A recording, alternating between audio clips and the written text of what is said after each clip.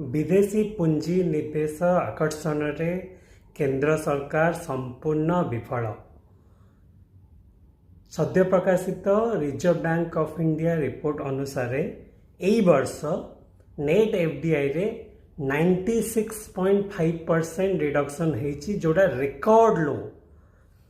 2007-8 मसीह आपणकर विदेश पुंजी निवेश पाखापाखि आपणकर $35 बिलियन थिला, जोड़ा कि खसी खसी खसी आसी वर्तमान आसिक आपणकर $25 बिलियन रे पहुँच गलानी।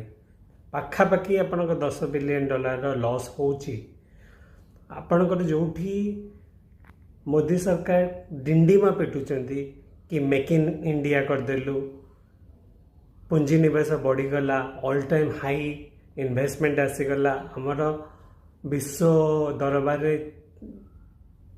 वृद्धि घटी, किंतु वास्तवता होची विदेशी पुंजी निवेशक माने भारत मुह फेरु नौचंती। ता फल आप देखु 96.5% रिडक्शन होती नेट एफडीआई रे।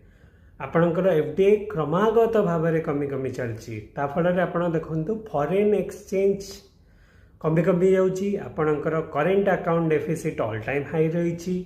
ता सहित आप देखु फेब्रुआरी रे आपणकर रप्तानी एक्सपोर्ट 10 मंथ लोएस्ट थिला। आपण को गोटे पटे फॉरेन एक्सचेंज कमुची, गोटे पटे आपणकर एफडीआई कमुची, गोटे पटे आपणकर एक्सपोर्ट कमुची। कौन बढ़ुची? आपणकर डेफिसिट बढ़ुची, आपणकर इंपोर्ट बढ़ुची, आपणकर विदेश उपरे चाहिदा बढ़ी बढ़ी जाउची, जोटे कमी होगा था। एटा संपूर्ण रूप से मोदी सरकार विफलता।